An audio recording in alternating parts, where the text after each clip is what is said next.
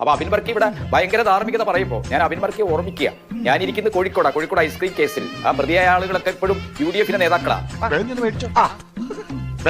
ഈ അദ്ദേഹം ഇവിടെ ഇപ്പോൾ കോഴിക്കോട് കേന്ദ്രീകരിച്ച ഐസ്ക്രീം പാർലർ കേസിന്റെ കാര്യം പറഞ്ഞു. Shri KT Kunhikannan, ice cream parlour കേസിൽ PK കുഞ്ഞാലിക്കുട്ടി കുറ്റക്കാരനല്ല എന്ന് ഏത് ആഭ്യന്തര വകുപ്പിന്റെ കീഴിലാണ് റിപ്പോർട്ട് കോടതിയിൽ കൊടുത്തത്? ദൈവമേ, മൂർഖനെയാണല്ലോ ചവിട്ടിയത്.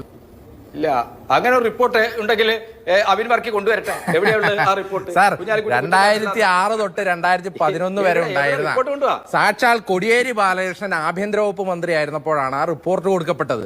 അവർ കുറ്റവിമുക്തനാക്കപ്പെട്ടത്. അങ്ങനെ ഒരു പ്രതി ഇല്ല എന്ന് നിങ്ങളുടെ ഭരണകാലത്താണ്. അല്ലെങ്കിൽ ആ കേസുണ്ടോ? ഇപ്പൊ ഐസ്ക്രീം പാർലർ കേസുണ്ടോ? ഏതെങ്കിലും കോടതിയിലുണ്ടോ? ഒരു കയ്യബദ്ധം നാറ്റുകരുത്. എന്തെല്ലാം ഒഴിമാറ്റങ്ങൾ, എന്തെല്ലാം അട്ടിമറികൾ നിങ്ങൾ നടത്തിയിട്ടുണ്ട്. കോടിയേരി ബാലകൃഷ്ണൻ ആഭ്യന്തര വകുപ്പ് മന്ത്രിയായിരുന്നപ്പോൾ അട്ടിമറി നടത്തുമെന്നാണോ താങ്കൾ വിശ്വസിക്കുന്നത്? എന്റെ അമ്മേ,